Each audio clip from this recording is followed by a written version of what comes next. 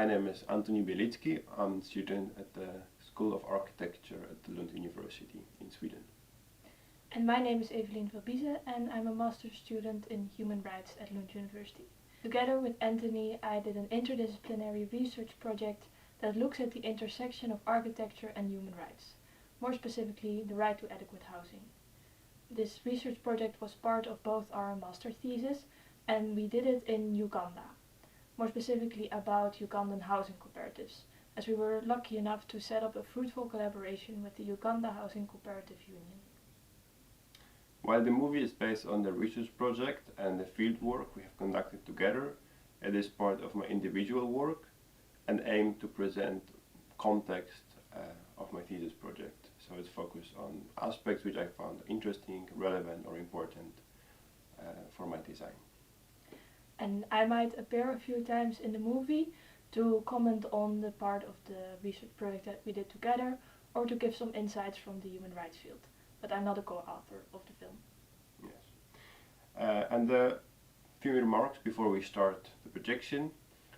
First of all, I would like to mention that this movie was created without a script, so it doesn't have plots. Instead, it is separated in 7 chapters, each chapter bringing up some interesting and important topics. Through parts of interviews we have conducted together or I did conducted them on my own. The last important remark is that you will hear voices of 3 women during this movie. However, you won't see their faces because they all 3 of them, they ask not to be recorded, which I of course had to respect, and I think it's very meaningful. And I try to address this through the visual aspects of this movie, but I don't feel in the position to comment. So enjoy watching. Currently, the housing deficit in Uganda is about 2.4 million units, which is an estimate based on the national census. But I think if you went on the ground, there's actually a bigger deficit than we actually know. And it's growing steadily at about 600,000 units per year. So housing in Uganda is characterized by informality. It's not well planned. People build, the responsibility to build houses is an individual responsibility. It's also characterized by very high costs compared to what people are actually earning and people are living on, so it's not matching because the supply is for high income or middle income, as they say, but the low income segment is not covered at all. So that is housing in Uganda. We find that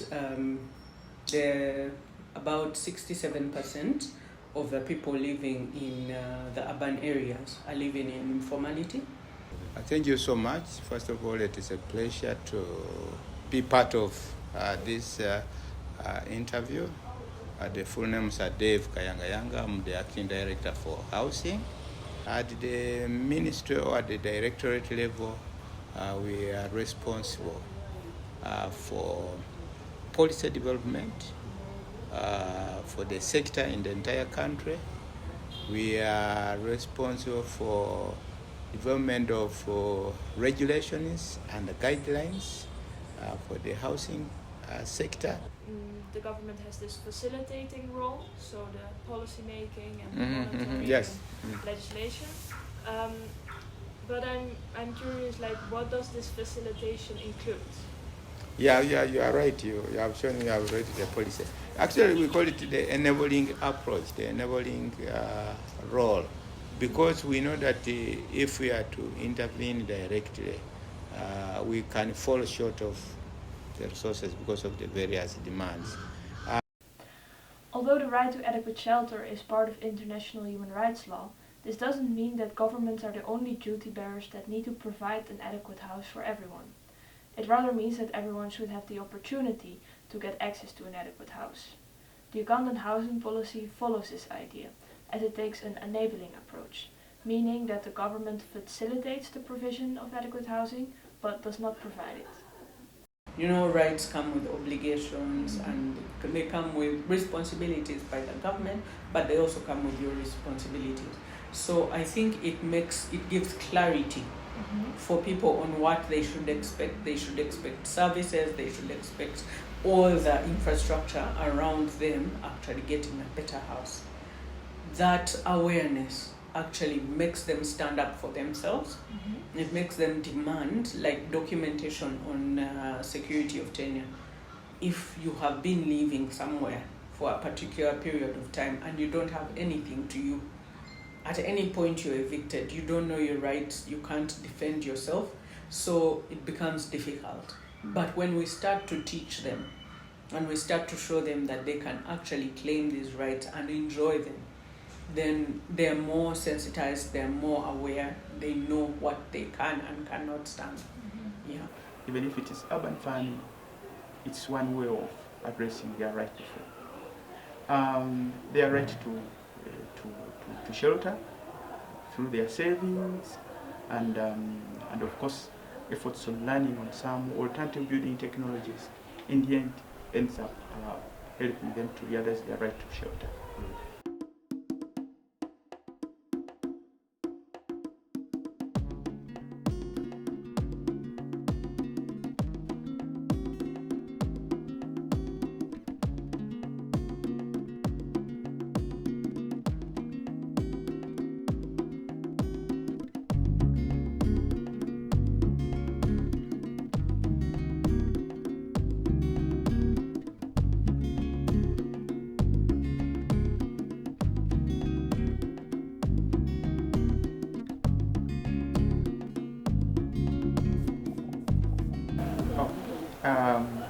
My name is Edward Chinji.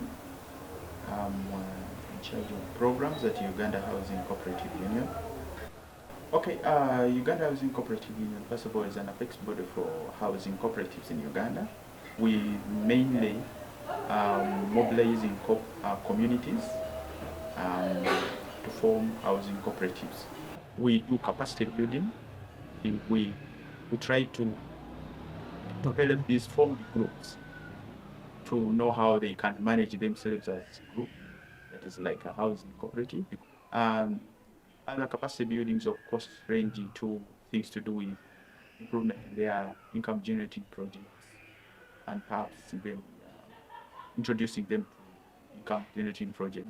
Then we also have technical services that we render to communities, like identifying the suitable kind of land that members would look for to build their houses, to ensure that the cooperative acquires land which is free from encumbrances, land which has proper documentations, and then we also offer some kind of legal advice or legal services. In addition to the technical, we also help them to come up with housing plans, proper site layouts of their estates, so that they can live as an organized society.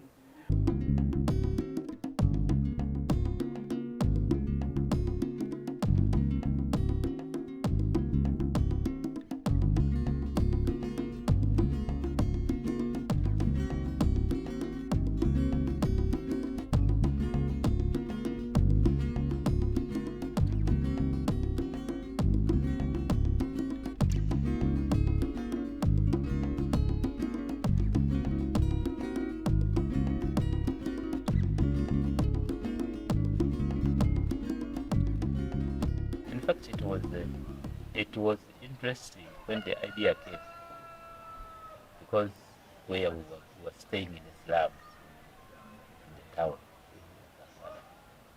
and our accommodations were very poor. The environment, the landlords were mistreating us, other things. So when the idea came to form up a cooperative, we joined, we appreciated it through SSA and Settlement Alternative. Okay, again, my name is Dorothy Baziwe. I'm the Executive Director of Shelter and Settlements Alternative.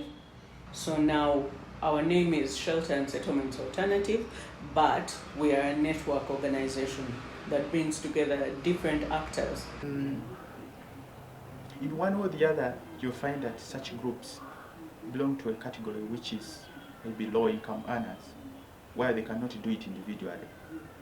So they find themselves with an option, which option leads them to a cooperative, and that is the housing cooperative. Because of the benefits that accrue to the cooperative, in terms of buying land together, in terms of building together, in terms of accessing utilities like electricity, water, as a group. So we stayed in houses. The houses are self-contained. There are 2 bedrooms inside. Sort of a sitting room. And also there is a toilet inside. So we have been staying happily with other people. No violence, no what. So because from here to town is 2,500 shillings in the taxi. And coming back is 3,000. So it is also an easy way. Transport is easy. From here you walk, get a taxi, then you go, you do what you want, you come back. At least the cost is not very high. And the market, it is a local market within the area. They can invest on it. We're happy with it. Life is better than the one we used to.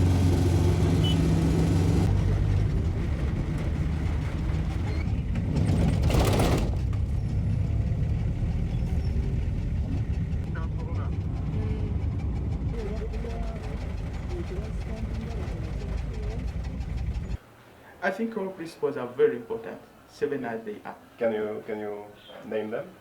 Okay, so I'll start with like the concern for the community.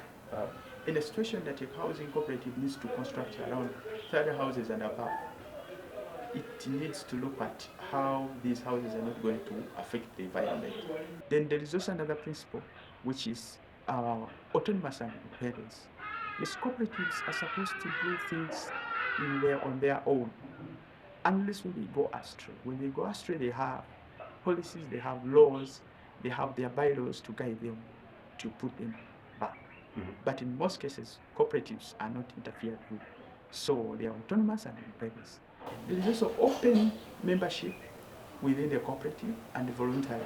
It's voluntary and open membership. Then there is also a principle on member control. So the member control is that as much as these cooperatives are in place, they are controlled by members. And this control by members requires that they themselves as leaders of these cooperatives must get consent from the members for any decisions that they should take place, they should do. Another principle is on the education and training and information. Cooperatives or cooperative members need to be informed. They should be the first people to be informed, to be educated, to be aware of things. My name is Mwanga Daniel. I'm 38 years. Married. Married, yeah. Yeah.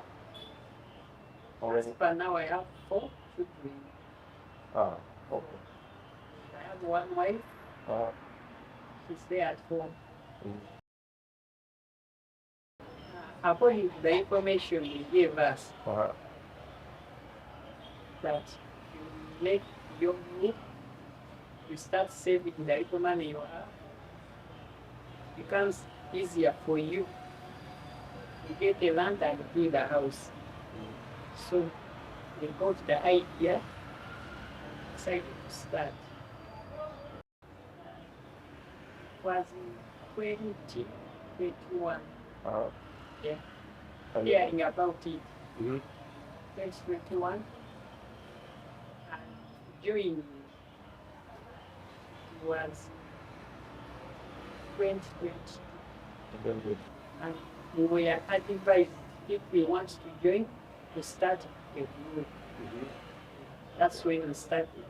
Okay. to a housing cooperative.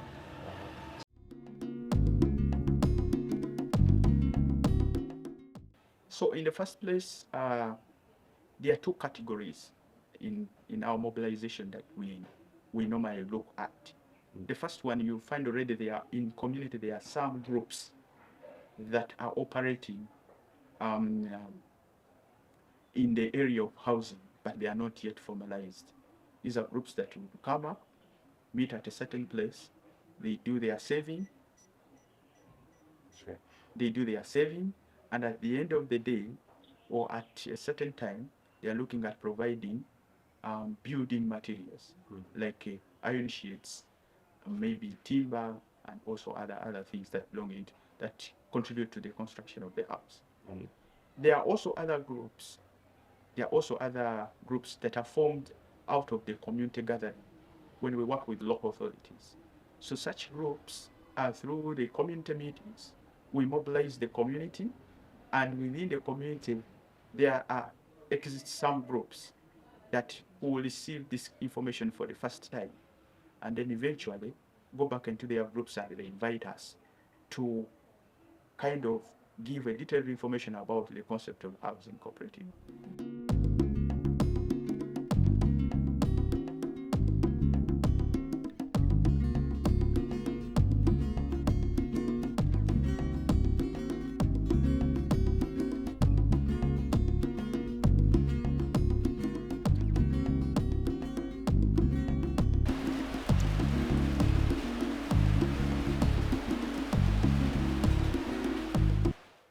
Now, to accommodate the houses, we had to make a commitment fee, and that was 1 million.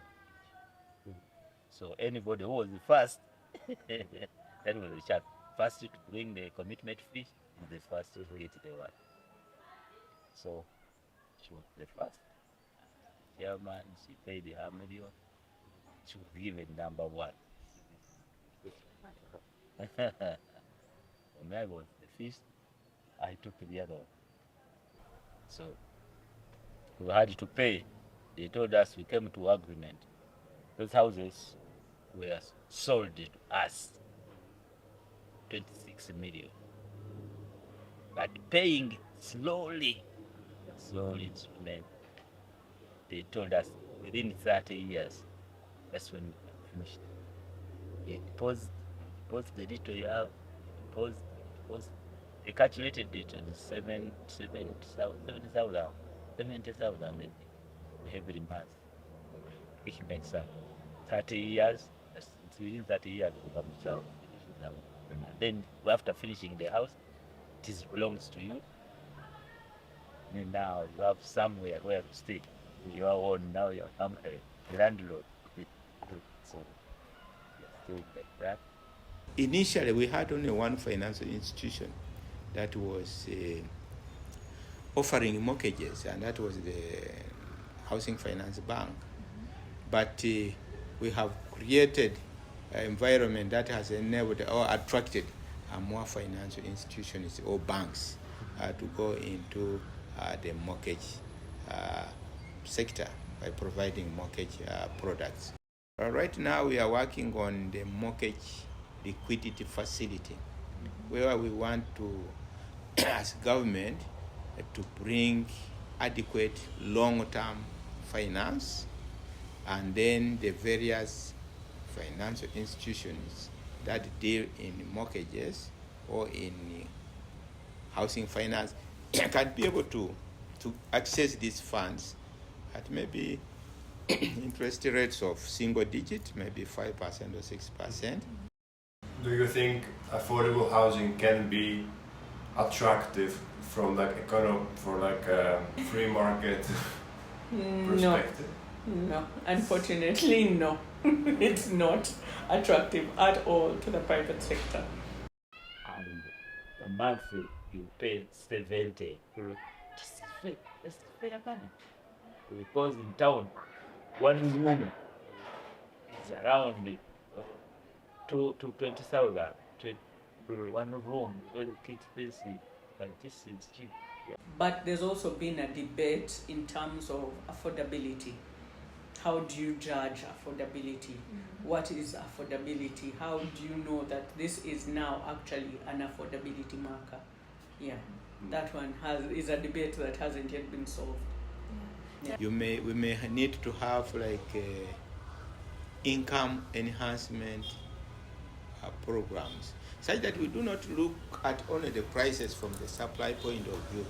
How can you lift people's income such that they move towards the issue of affordability? Because even if you reduce the prices of the products, but if the people are becoming more poorer, then the question will never balance.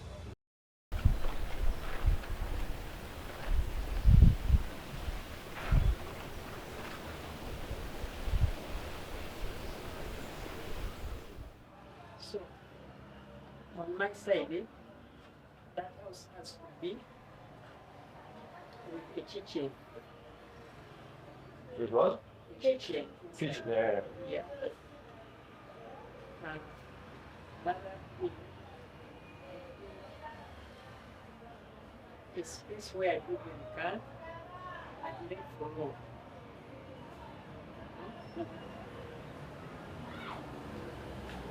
As I told you earlier, on my side, I want that house with a roof outside, which can be seen. Why? Why do you want to do that road? Why? And within the house, at least enough bedrooms, separate rooms for girls, boys around, just in case of visitors. Special room, sitting room, dining room, and bathroom is another thing is security. Now, right now, where I am, the place is small according to the family I have. Now, I'm imagining that new place to be quite bigger and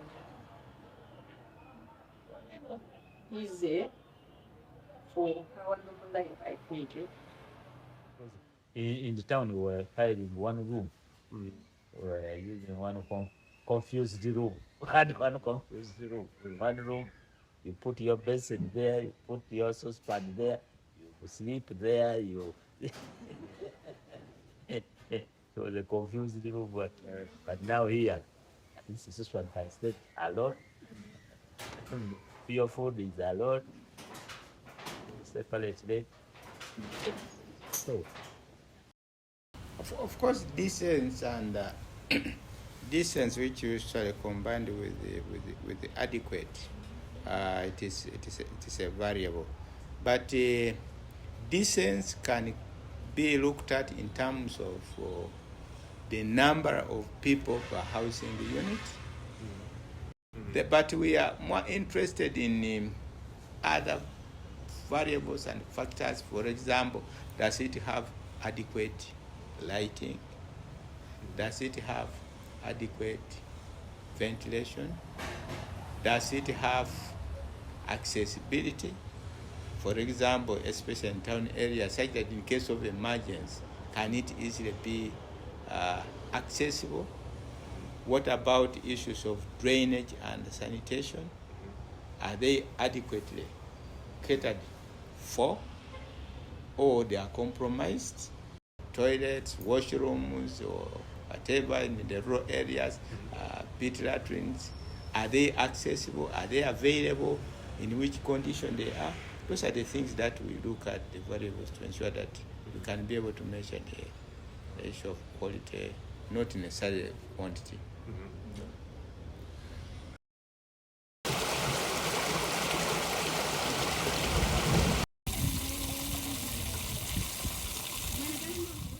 In most cases, or in all cases, what we have been encouraging members and advising them on to ensure that they can't access or get this adequate house, is looking at housing as a need, not housing as a want.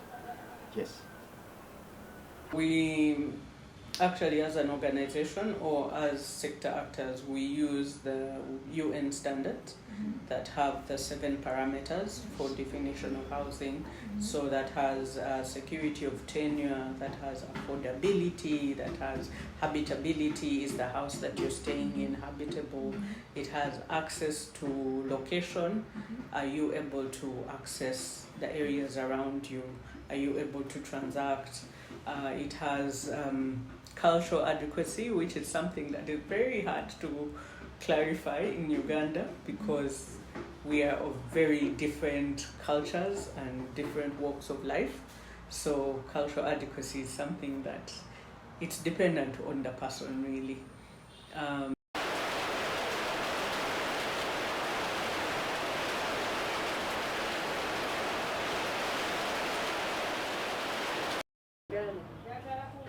Here in Uganda, owning a house, they consider it to be a man. So if you don't have a house, people minimize it. They look at you as if you are nothing. So if you have a house, it makes you to be a man.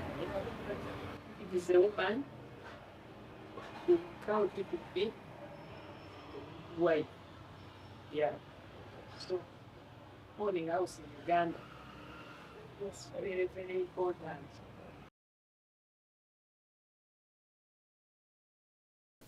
As you have heard, it is hard to define adequate house. The border between adequate and inadequate can be sometimes quite blurry. One of the definitions comes from the 4th comment to the Convent on Social and Economical Rights, which points out 6 aspects which define adequate house: affordability, accessibility, habitability, access to services, and the last one, cultural adequacy. I think the last one, the cultural adequacy, is actually the most interesting because it's maybe the hardest to define, hardest to implement in the design, but also it brings very important value, which is identity. In the next chapter you will see Grace and Trudy talking about how they find themselves in their cultural context and how they think the cultural context can be addressed through architecture. Grace and Trudy are young Ugandans who are both studying architecture. Grace just finished his bachelor thesis, which he dedicated to the vernacular architecture of his tribe, which was the main reason for our conversation. Because I'm a Muchiga, that's my tribe. Okay. So I decided to look into the traditional way of construction of the Chiga people. Well, at first I thought it was mud and water because that's what I got to see right from childhood. But upon doing the research, I discovered they are dome-shaped structures. It was not easy to find out. It was not easy to discover because not much has been written. Based off descriptions given to me by some really old men among the Chiga people. One of them recently died though. I think he was like 88 or 90. Called Tuajile, Mr. Tuajile. He would say grass thatched from the top to the bottom, and they were shaped in a dome-like sort of way. Yeah. So he also described that you would see the poles and the sticks that were used to construct. Yes, you could actually see them from the inside. Yeah, the grass reached the bottom, and the only entrance was the front entrance, which it was also not that high, and it had like sticks that were used as a door. Not sticks.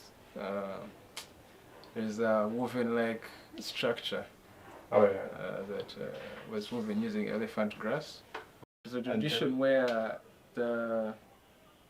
one of the people that maybe spearheaded the guys that construct your hut plants the tree there, and then it's his tree. It's your compound, but he owns the tree. Uh-huh. And at some point in time, he will come to collect the poles from that tree. So when did they like stop building it like this way? Or when this? I can't really tell. I think it's like 1950s. And then they switched to this pole and mud. Yes, they switched to mud and pole. So in most areas you will find the mud and pole construction.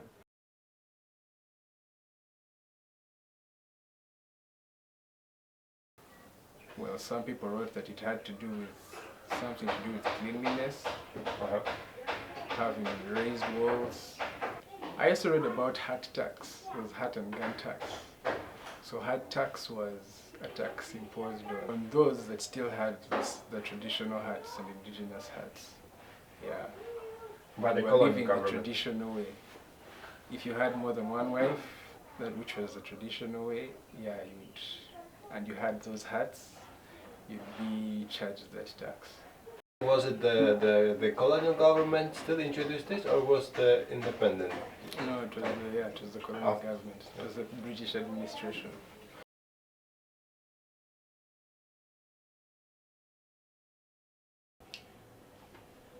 You want people's perception? No. Well, general, let's say. No, it's not good.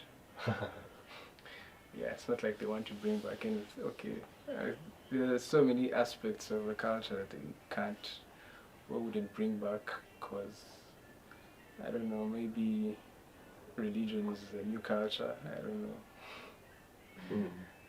Yeah, I don't know, those are some of my thoughts. I know they're very crazy, but yeah.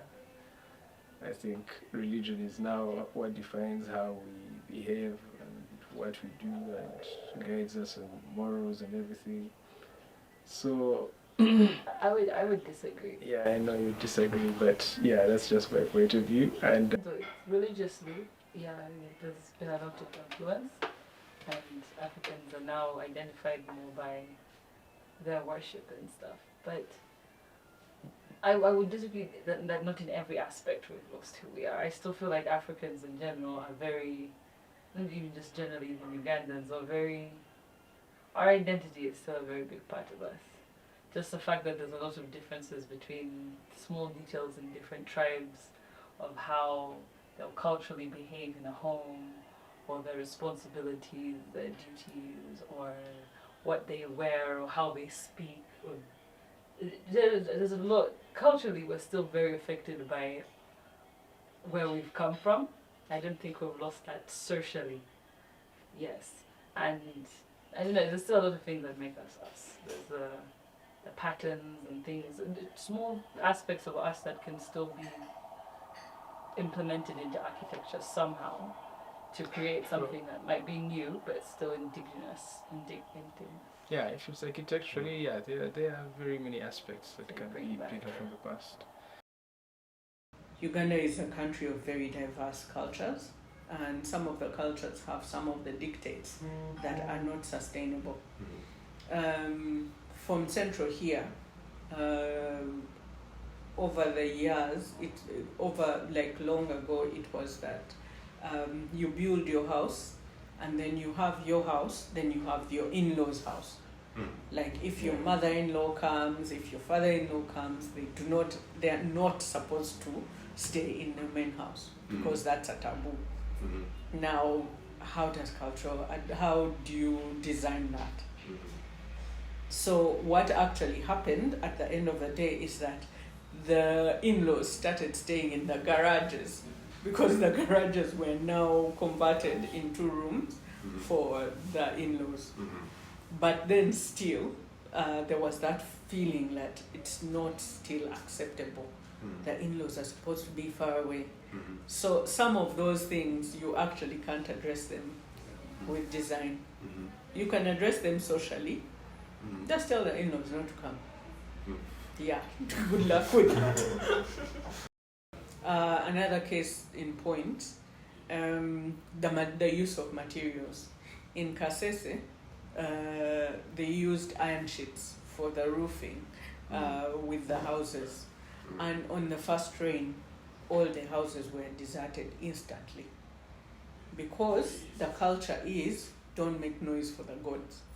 Now when it rains and the iron sheets are very loud, these people were like, nope, you are waking the gods. So the houses were emptied for a whole month or more until they were eventually trained and told, no, these gods don't exist and they cannot get annoyed because you have, good houses and all. So some cultural adequacy it's a catch-22.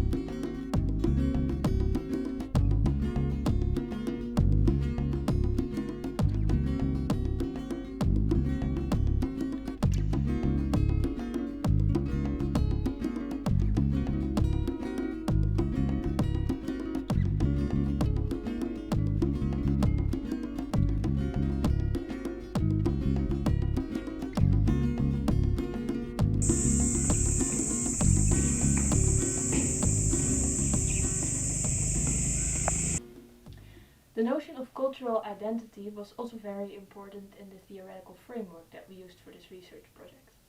We went to Uganda with the idea of dwellers' agency, which is a concept that we came up with based on theories from both our fields, so from architecture and human rights.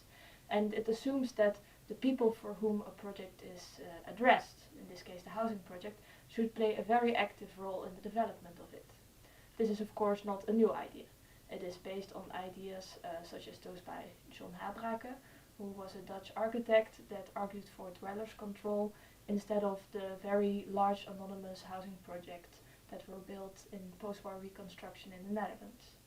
From the human rights field, we used ideas from theorists like Amartya Sen, who, with his capabilities approach, argued for creating capabilities rather than providing ready-made solutions.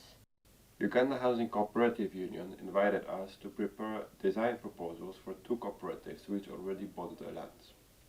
Following our idea of dwellers' agency, we have decided to engage in participatory design in order to do so. We have prepared a series of exercises which were supposed to help us understand the needs, expectations, but also better understand the cultural context and the current living situation of cooperative members. So using participation is actually a way of making sure that you are meeting a tangible need rather than just implementing out of the blue. For example, with one exercise we were trying to investigate the dynamic between indoor and outdoor spaces. In order to do so, we have proposed a simple task to the cooperative members. We provided them with a poster which indicated 5 zones: the street, a front veranda, indoors, a back veranda, and the compound. On separate pieces of paper, we describe daily activities that take place in and around the house, such as washing vegetables, sleeping, or spending time with the family. We asked the cooperative members present at the workshop to assign each activity to a certain zone. This resulted in a discussion that was sometimes quite heated, but in the end it always found a peaceful conclusion.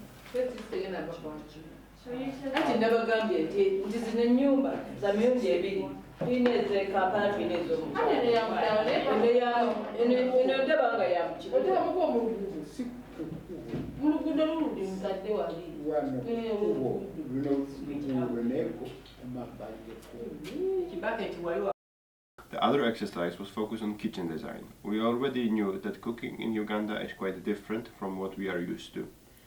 So we asked participants of the workshop to make a simple model of the kitchen which would fit best their needs in terms of cooking. Despite the differences in food preparation, the outcomes were surprisingly familiar to us.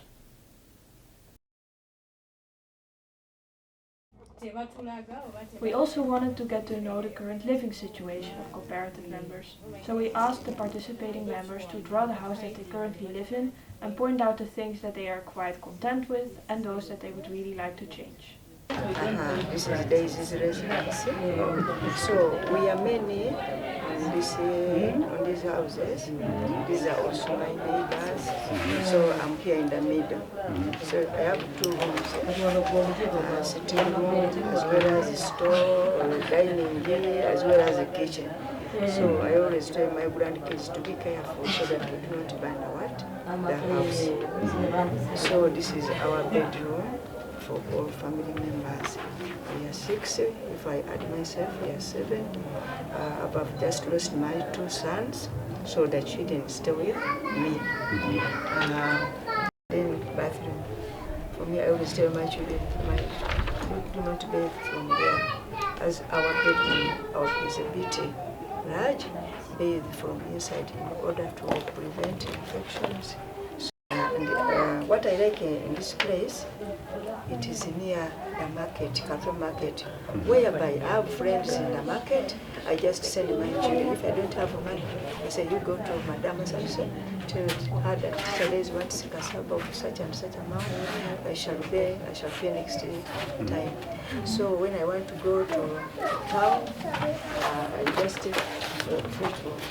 I like these houses. You see, we are many, but these people are good. No rumors. They are cooperative.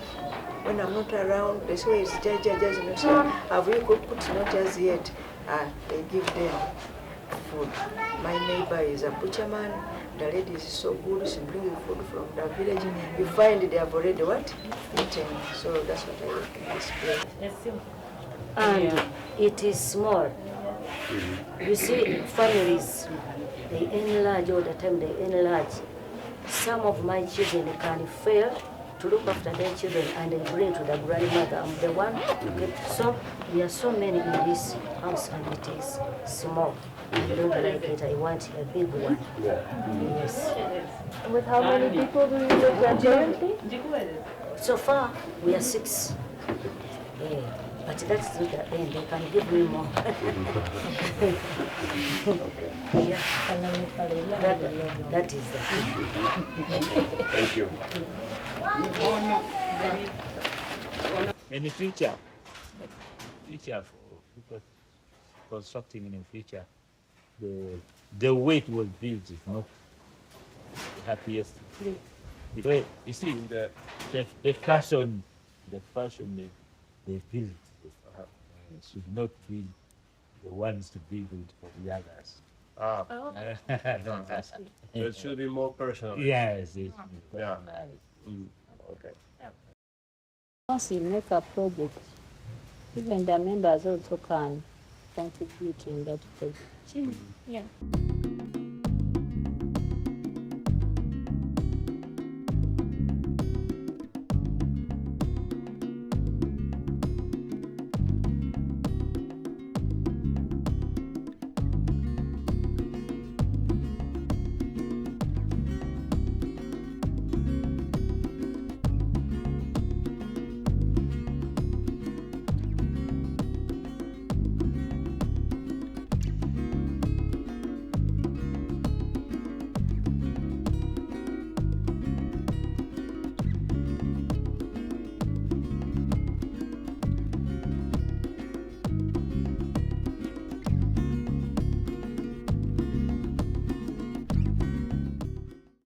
In this last chapter, I will be talking with Felix Holland, who is an architect born in Germany, but for many years now working in Uganda.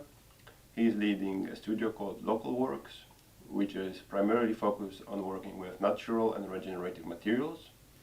For years, they developed a big know-how and a lot of experiences with working with those materials, and Felix, during the interview, will share some of the insights of their projects. Building with regenerative materials is the answer. We all know that. There's no other way. If you want to reduce the embodied energy construction, you have to build with regenerative materials. This is bamboo, this is timber, stone, earth. Those are the materials that we need to use. Ugandans, the word local is basically negative. It has a negative connotation. They even call it, when they really think something's really bad, they call it sort of, we call it local work. So that's, of course, it is a program. We did this on purpose, in order to put a few question marks in people's minds. How can you possibly call yourself local when everything that is local is so bad? Because we want to show that not everything that is local.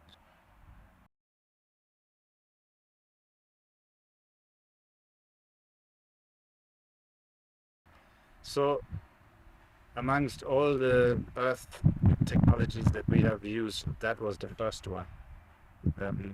We call it compressed earth block, CEB, not ISSB, because we don't use the interlocking type. Okay. So we use the non-interlocking. So they look the same as a concrete block, any shape that you want. There's one example there. Our experience with it is very positive. We know now how to develop a mixed design for the site, because every mixed design is a bit different. We have learned that lime is a very interesting addition as a stabilizer. Not on every site, but on some sites. So we combine cement and lime, depending on the soil type. And obviously we have also learned how important it is to keep it off the ground. So most of our more recent projects, you see that we go higher and higher and higher, be it a little concrete upstand or be it a stone upstand or something. You want to be off the ground to protect it from smash back from ground. But if you do that, then there is no need to plaster it. You can leave it exposed with a good roof. And these buildings will last for a very long time. Interlock, we are not so keen on, for two reasons. One, structurally speaking, we are worried that the lateral strength of these walls is not very high. And two, from a buildability point of view, we miss the mortar. The mortar is basically a corrective layer. Every course you have a chance to slightly correct and adjust. In a dry stack interlock, you don't have that. If you don't start perfectly, you'll reach in a very bad place. I've seen projects where the foundation is ever so slightly, the building might be 50 meters long, the foundation is slightly curved, and then where the doors are, the walls move slightly apart, and at the top you can't combine, and then they have to fill in a piece. The corner is also very frustrating. The window opening needs to be plastered, so all these buildings have these weird collars around it. I don't like. So timber, first of all, is widely available in Uganda. If you use pine and eucalyptus, which are both non-indigenous types, and have, especially eucalyptus, has its question marks in terms of how it's, how it harms nature around it and biodiversity. It's widely used for all roofs. It's not only us, right? You don't even need to be a green architect to use timber roofs. All houses, almost all houses here have timber. But with Eco Prefab, we're pushing it a bit further. We are building the wall panels out of timber. Timber has a acceptance problem, but so does earth, so does any other natural material. People here trust concrete and steel and break to a certain extent. They are very skeptical when it comes to natural materials because there's fears of insects, there's fears of fire. Of course, we are dealing with a risk because the risk is genuine. We are trying to deal with it through design, through construction, detail, through treatment, encasing the timber in lime glass.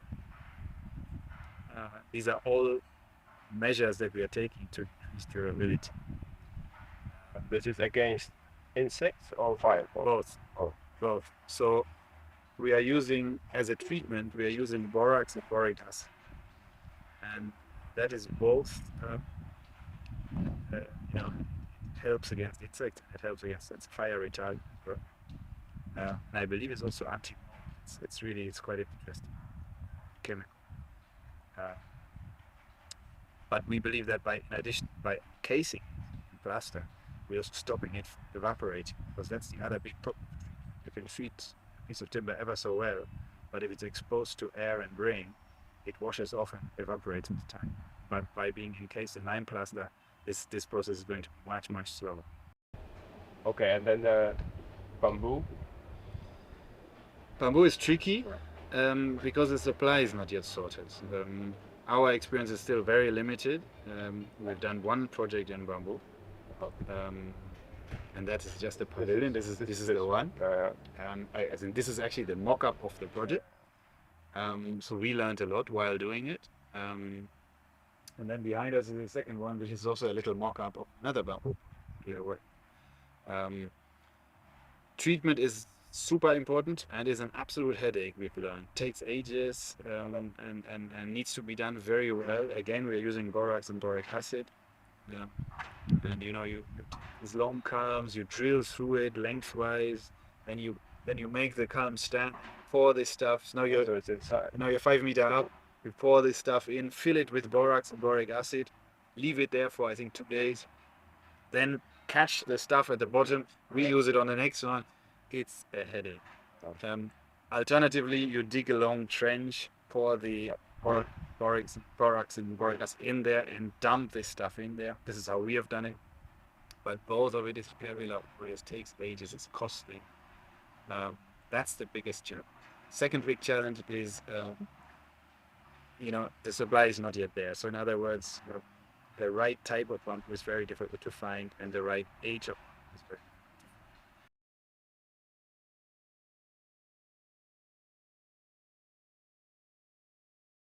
difficult. There are more. So generally you have to distinguish between stabilized and non-stabilized earth construction. CEB is one example of stabilized earth construction, and those buildings that we have done in rammed earth are also stabilized. Stabilized means we have mixed cement. So that we've done a bit with Tebe, we've done a cultural center in Kabalagala. Those were rammed earth buildings with some stabilizer. They are both performing extremely well. Really, they will be there for many years. You can see that. Both deal adequately with the moisture from below, very well protected, good roofs. In the case of Entebbe, they have put even a sealant on the wall to protect it further. In Kabalagala, we didn't do any of that. I think everybody loves rough earth. The big downside to rough earth is that you put a lot of resources and effort into the formwork, because you have to build a temporary formwork into which you ramp, and that formwork needs to be incredibly strong. There's enormous amount of power in there, compression.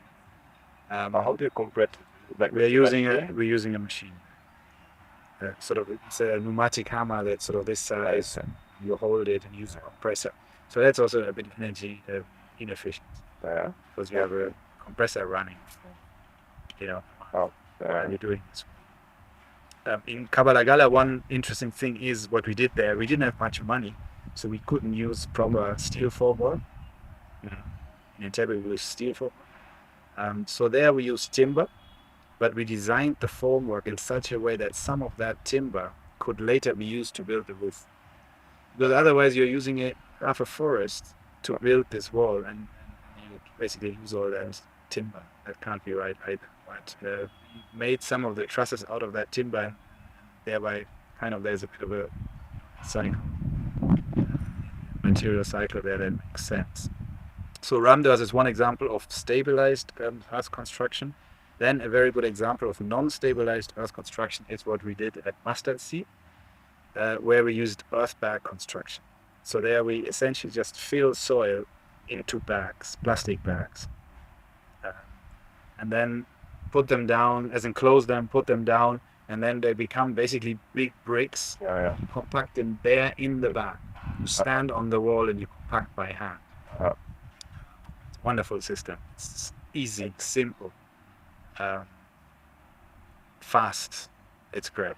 It uses zero cement, The only downside, everything has a downside. This downside is you must finish it. You cannot leave it exposed. So because it's not stabilized and it has basically plastic bags that you see. So now you put in between each layer, you put two lines of barbed wire, what people normally use for security fencing. Just put two strands of that in there, and then every so often, every meter or so, you put a little binding wire around it and let it poke out, and then put your next course and next course. So later you have little wires sticking out of the wall, and you put a mesh over it, a galvanized mesh. Tie these wires so that the mesh is nicely connected, and then you apply and then you apply lime. Because if you have no stabilizer at all in the wall, ideally, of course, you want to have a good protection of the outside. You really want to avoid water entering. So lime plaster is ideal. You mentioned lime plaster also. Yeah, yeah, that's one of our favorites. I guess most people who are sort of in eco construction love lime plaster. Why? Because lime plaster is open. Cement plaster is closed. If you apply cement plaster, for instance, on an earthen wall, you kind of negate the advantage of the earth. The earth wall is wonderful because it moves humidity. If you have more humidity on the inside than on the outside, the earth wall allows it to pass vapor with it. The moment you put cement plaster, a layer on either side, maybe even some chemical paint over it, you switch it off, and your entire advantage is gone. You may as well have built with concrete. Still better because you have less energy, but the advantage is not there. Lime plaster does all of that, but it has a few disadvantages. It's more expensive, and it takes longer. And you know, people are these days. A few days make a huge difference. I think it's 28 versus 40 curing time. So those 12 days are not acceptable. So you just need to wait until it will get dry. Correct, but let's say before it's not really drying, it's curing. So for the lime to harden and to have enough strength, you also need to apply it in layers. So a 20 mil thick lime plaster layer is applied in 3 layers, and each layer needs to be at least 1 week. It needs to be cured with water for 1 week before the next layer comes. And of course, for our prefab project, for instance, that's a challenge because that's the slowest part of the whole construction is that lime. If we were just using cement plaster, it would be much faster. But we know why we're doing it. Did I miss any important one? Stone.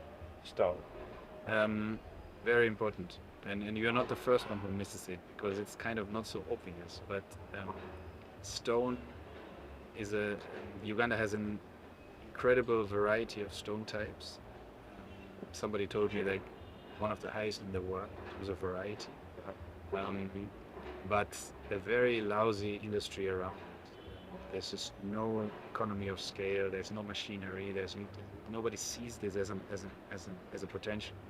But we use stone whenever we can. So definitely foundations. For a single story, maybe for ground floor +1 structures, you can use stone foundations very, very well. Called rubble stone foundations. So you dig trenches and then pack stone in there. Far better than a concrete foundation because it doesn't allow any moisture to. There's no capillary action with stone. And then of course, if you have the skill, and that's where the problem is, if you have the skill, you can come out of the ground, build beautiful dry stack walls and such things, and then build on top of it, maybe with round earth. So that's what we've done in Kabalagala. That's basically dry stack, semi-dry stack. I would say there's a mortar core in it, and then a beam over it, and then the round earth wall on top. So stone is a great building material that is not used enough. So as I said before, this movie has a continuation in the form of my thesis project, which is available on my digital portfolio at antonibilicki.com. I encourage you to have a look on it. If you are interested in our fieldwork and the research, I encourage you to reach out. We can share the report which we've prepared as a summary of this work.